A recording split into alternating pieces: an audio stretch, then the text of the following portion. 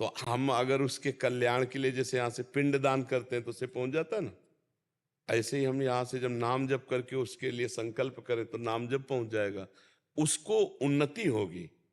वो जहां होगा उसका दिमाग भगवान की तरफ लगने लगेगा, उसके संकट समस्याएं कटने लगेंगी और वो आगे बढ़ने लगे भगवत प्राप्ति के मार्ग में। वो चलकर भगवत प्राप्ति करेगा, पर ये सहयोग कर देगा, ये उसको भगवत मार्ग में ले आएगा। ऐसा करना चाहिए। इसलिए अपने कुल में मनाया जाता है कोई भगवान का भगत हो जाए तो हमारे पुरखों को तार देगा, नहीं। इसीलिए तो संतान की चाह की जाती है कि भाई एक दो संतान हो जाए जो भगवान का भजन करें, कम से कम पिंड दान कर देंगे। 2 अंजलि जल है, पिंड दान है, नाम जप है, और साधु सेवा, गौ सेवा, ठाकुर सेवा करके हमारा कल्याण कर देगा। इसीलिए संतान की महिमा है, संतान की महिमा इसीलिए है। तो जैसे हम अपने सरकारी बैंक में जमा पैसे को स्वतंत्र हम किसी को भी ट्रांसफर कर सकते हैं, ऐसे हम भजन पुण्य ये हम किसी भी को दे सकते, अपने बाप दादा पर बाबा किसी को भी दान कर सकते हैं। उनका पक्का कल्याण हो जाएगा, उनका पक्का मंगल हो जाएगा। मंगल मतलब कल्याण के मार्ग में वो लग जाएंगे, जहां भी होंगे वही उन्नति उनकी प्रारंभ हो जाए, क्योंकि बहुत बड़ा पावर गया ना, भजन का पावर गया। तो नाम जप करके देना चाहिए, अपने बुजुर्गों को देना चाहिए, अपने पूज्य जनों को देना चाहिए, इससे बड़ा मंगल होता है। पर नाम जप रूपी धन है कठिन, नाम जप करना बड़ा कठिन है, नहीं? देखो ना, करके देखो, बहुत कठिन है नाम जप करना। हाँ, पर अगर नाम जप करके दे तो बहुत जल्दी लाभ प्राप्त, किसी को भी दे सकते हो। मान लो आपका बेटा है, तो आप उसको सफल एक समाज सेवी, एक विवेकवान पुरुष बनाना चाहते हो, तो आप भजन करो, बेटे को दो, तो उसकी बुद्धि बदलने लगेगी, उसकी बुद्धि। हाँ, ये चमत्कार है। अच्छा देखो, संतों के पास क्यों जाया जाता है? क्योंकि उनके पास भजन बल होता है। वो भजन बल को अपने ऊपर नहीं खर्चा करते, वो भजन को समाज को देते हैं अनजाने में। ऐसे थोड़ी था ये ले ये ले, कोई रसगुल्ला थोड़ी। आप आयो तो दर्शन मात्र से दरस परस अगनाश बास निज संग करो दिन। उनका दिन भर का भजन जो रात दिन होता है वो समाज के काम में आता है। तभी तो बोले हमें गए बड़ी शांति मिली, हमें बड़ा लाभ महसूस हुआ, हमारा हृदय बड़ा प्रसन्न। किससे प्रसन्न हुआ? उनका भजन ट्रांसफर होगा। इसीलिए तो संतों को परहित के लिए माना जाता है। जैसे गंगा जी प्रवाहित हो रही केवल परहित के लिए, जैसे वृक्ष है तो परहित के लिए, जैसे भूमि है तो परहित के लिए, ऐसे संत जो है मूर्तिमान परहित का स्वरूप है।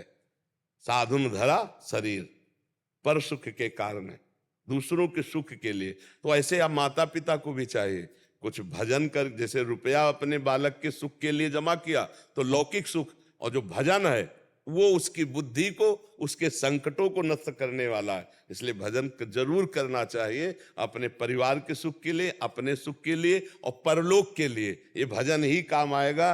रुपया पैसा तो यही बैंक में जमा रहेगा, काम तो आएगा राधा राधा राधा राधा, यही पैसा साथ चलेगा। इसको किसी को भी ट्रांसफर कर सकते हो। मतलब आप 5 बार जपे राधा राधा राधा और हमारे बाबा को जाए, अंदर से भगवान को प्रार्थना, वो पहुंच जाएगा। ये सरकारी है, भगवान को पहले दो, भगवान से प्रार्थना करो, वो वहां पहुंच जाएगा। नमस्कार, मैं नीतीश भारद्वाज। आप सबने मुझे महाभारत के कृष्ण के रूप जाएगा, ऐसा होता है। जी महाराज जी, जैसे किसी प्रियजन भी है जिसकी डेथ हुई है, और जैसे जिसको हम नहीं जानते, दोस्त यार के माता पिता, जैसे जो भी हो, जैसे जैसे सुनते वैसे एक प्रेरणा होती है कि इसको बांसुरी जप करके हाँ बिल्कुल, और इसको दे दिया जाए। हाँ तो एक मन में भावना रहती है कि ये यमपुरी तक की इसकी यातना तो खत्म हो जाएगी। बिल्कुल बिल्कुल। अब तुम्हारा भजन किस कोटि का है, ये बात है कितना भाई भजन कितना है, अब उसमें समझना पड़ेगा। देखो, यमपुरी का मतलब समझो, बिल्कुल आप समझो जेल, जैसे जेल है ना, और जेल में आप उसके नाम से 10,000 20,000 50,000 हर महीना भेज रहे हो, उसको बढ़िया चाय मिलेगी, पेपर भी पढ़ने को मिलेगा, उसके उसमें पंखा भी लग जाए, क्योंकि पैसा है ला। ऐसे यहाँ से भजन भेजोगे ना तो यमपुरी से भी हटा दिया जाएगा, वो उसको सुख मिल जाएगा। पर भजन की कोटि कितनी है। अब ये है कि देखो, यहाँ जो फुटकर चाय है तो 5-10 रुपए मिल जाएगी, लेकिन जेल में तो 100 या 50 रुपए लगेगा, तब बढ़िया चाय वहां पहुंच पाएगी। समझ रहे ला? ऐसे भगवान का नाम कितना जप ले जिससे उस नारकी गति को प्राप्त हुए जीव को नरक न जाना पड़े, तो अपने बल से। और ये पक्की बात समझ लो, भजन में इतनी ताकत है, सतरति सा तरति सा लोकान तारयति, वो किसी को भी तार सकता है। तो ये आप करोगे तो फिर आपको वो पलट के मिलेगा। नहीं आपके पास क्या रह गया, समझ रहे ना? हाँ, नहीं इसका और पुण्य है। जैसे आपने भजन किया और किसी को दान कर दिया, तो भजन का फल उसको मिलेगा, लेकिन उसको दान करने का फल आपको लौट के और कई गुना बढ़ के मिलेगा। इसलिए वो भजन करने वाले का तो मंगल ही मंगल है, पक्का मंगल है। तो खूब करो, और ये धंधा है बढ़िया, बहुत बढ़िया धंधा है। परलोक का, जीव को कष्ट से बचा लो और स्वयं भगवान को प्राप्त करो। महाराज जी सिर्फ 2 जगह संकल्प बनता है इसका, बाकी भी आपकी कृपा से जितना नाम जप हो सकता है वो आप कराते हो। बस एक यहाँ बनता है, और जब भी कोई जैसे दिव्यता आई या जैसे कुछ भी मन में आया तो लगता है ये मेरे माता पिता को मिल जाए। हाँ बिल्कुल ठीक है, बिल्कुल ठीक। हाँ बिल्कुल ऐसा होना चाहिए। मातृ देवो भव पितृ देवो भव। माता पिता चाहते भी है कि संतान इसीलिए हो कि हमारा कल्याण कर दे, हमारा मंगल कर दे। बढ़िया है। सुरभि रंजन जी लखनऊ से। राधे राधे स्वामी जी। स्वामी जी, देह बोध से ऊपर कैसे उठें? साधना करने के बाद भी दुख और सुख का अनुभव होता रहता है। नाम जप करो तो देह बोध से ऊपर उठने के लिए तो नाम जप करो। पूरा जीवन हो गया देह से प्यार करते हुए, अब कैसे देह से छूटेंगे, है ने? तो क्या करें, देह सहित भगवान को अर्पित हो जाए। तनुआंग मनोभिरमले शुभम त्वयिवास्थिता। ये शरीर, ये मन, ये वाणी, हे नाथ आपका बनाया हुआ है। आपका तो बनाया हुआ है नहीं, मानती है ना? आपका शरीर, आपका प्राण, आपकी इंद्रियां, आपका मन, आपकी बुद्धि भगवान की बनाई हुई ना। और पूरा जीवन व्यतीत हो गया, अभी तक तो इससे राग हटाने का अभ्यास किया नहीं, तो अब बड़ा मुश्किल है। अब वो तो काम हो नहीं सकता। जैसे जिंदगी में बंदूक नहीं चलाई और बुढ़ापे में सोचो कि आप बिल्कुल ठीक निशाना लगाओ तो हाथ कांप जाएंगे। अगर जिंदगी में राइफल बंदूकें चलाई तो बुढ़ापे में भी चला लोगे। अगर जिंदगी में माला नहीं चलाई तो बुढ़ापे में माला में मन नहीं लगेगा, माला हाथ में होगा, मन प्रपंच में होगा। आप देख लेना, अभ्यास बहुत काम करता है। तो जिंदगी में शरीर राग हटाने का अभ्यास किया नहीं तो अब कैसे हटेगा? अब क्या करें? हमारा जीवन व्यर्थ चला जाएगा? नहीं, हम शरीर सहित भगवान को अर्पित होते हैं। हे नाथ, ये शरीर, ये मन, ये प्राण, ये बुद्धि सब आपके चरणों में अर्पित है, और नाम जप करते हैं। वही काम हो जाएगा जो देह राग हटने से होता है, वही देह समर्पण से हो जाएगा। एक ज्ञान के द्वारा शरीर राग का त्याग किया जाता है, और एक राग युक्त भगवान के चरणों में समर्पित हो जाया जाता है। जैसे ये मकान हम नाम कर दें किसी के, तो इसका जाला भी, छिपकली भी, कपड़ा भी, सब नाम उसी के हो गया, नहीं हो जाएगा। उसको अलग से नहीं नाम किया जाता। तो जब हम अपने आप को भगवान को समर्पित हो जाते तो हमारे विकार भी, हमारे पाप भी, हमारी मानसिकता जैसी जो कुछ है वो भगवान के चरणों में समर्पित है। और भगवान का ये वादा है, कह रहे हैं कोटि विप्रवद लागे जाहू और आए शरण तजो नहीं ताहू।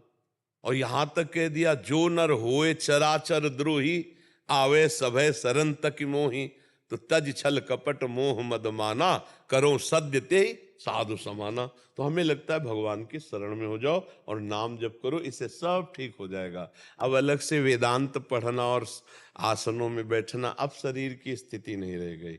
मान लो आपसे कहा जाए 1 घंटे आप असंग होकर शरीर से में बैठिए, से सुखासन में, पद्मासन में, सिद्ध नहीं बैठ पाएंगे। 5 मिनट भी बिना हलचल के नहीं बैठा जा सकता जिसने अभ्यास नहीं किया। अभ्यास किया तो 3-4 घंटे बैठा जा सकता है, शांत है। अब जैसे अभ्यास नहीं तो आप स्वस्थ हो, आपसे कहा जाए कि 48 मिनट 2 घड़ी हिलना डुलना नहीं, बिल्कुल ऐसे जैसे चाहो वैसे बैठ जाओ, पर 48 मिनट नहीं हिलोगे तो आप रुक नहीं सकते। ऐसे ऐसे कुछ न कुछ वो हरकत शरीर। और जिनका अभ्यास है तो 48 मिनट क्या, 4 घंटे 6 घंटे बिना हिले डुले शांत अभ्यास। जिनका जिस उड़िया बाबा 18 घंटे एक आसन पे बैठते थे, 18 घंटे पद्मासन लगा लिया तो उतारा ही नहीं। 18 घंटे कितने होते सोच? कभी पद्मासन में बैठे हो? जो बैठे हो तो स्वाद बताओ, इतने लोगों में कोई पद्मासन में बैठा है? पद्मासन, हाँ तो आप देखो, अपने आदत ही नहीं है। हाँ तक अब कैसे आएगा, वो तो योगियों के लिए है। और सिद्धासन, सिद्धासन जब पद्मासन को पता नहीं तो सिद्धासन के, ये ऐसे आसन है जो 20 मिनट के बाद ये कष्ट देना शुरू कर देते हैं, जांघें फटने लगेंगी, ऐसे दर्द। और 30-40 मिनट के बाद तो और कष्ट देने लगेंगे, और घंटा पार होते होते शून्य होने लगता है। वही जो ब्रह्मचारी है, भगवत चिंतन परायण, वही इन आसनों पर 2 घंटे, 3 घंटे, 4 घंटे ऐसे बैठ सकता है। यानी 30 मिनट 40 मिनट का अभ्यास करने वाला तो बैठ सकता है, लेकिन 3 घंटे 4 घंटे बहुत कठिन है। तो शरीर राग नष्ट करने के लिए वेदांत समर्थ है, पक्का। जो उपनिषद का ज्ञान है उस शरीर राग को नष्ट करता है। और भक्ति, भगवान को समर्पण, तो सब राग नष्ट हो जाते हैं, क्योंकि अपनापन हटाना ही तो है। अपना जो कुछ है तो दियम वस्तु गोविंदम तुभ्यमेव समर्पय, मन तन प्राण सब प्रभु को समर्पित कर दिए, सारा भार इष्ट के चरणों में है, अब निश्चिंत होकर भजन करो। तो भगवान कहते तेसाम हम समुद्धरता मृत्यु संसार सागरात। जो मेरे को समर्पित हो जाता है, ये तो सर्वाणि कर्माणि मयि सन्न्यस्य मत्पराहा अनन्ये नैव योगेन माम ध्यायन्त उपासते तेसाम हम समुद्धरता मृत्यु संसार सागरात। तो ज्यादा ना समझ में आए तो इतना ही समझ में आ जाए कि जो कुछ है भगवान का दिया हुआ है, भगवान को समर्पित है। भगवान आप देख लो, मैं आपकी शरण में हूँ, और राम राम कृष्ण कृष्ण हरि हरि राधा राधा, जो नाम प्रिय नाम जप करो, इससे ठीक हो जाए। राजकुमार पाठक जी भोपाल से। धाम महातीर्थ सिर्फ एक स्थान नहीं, बल्कि उन बेजुबानों के लिए आखिरी उम्मीद।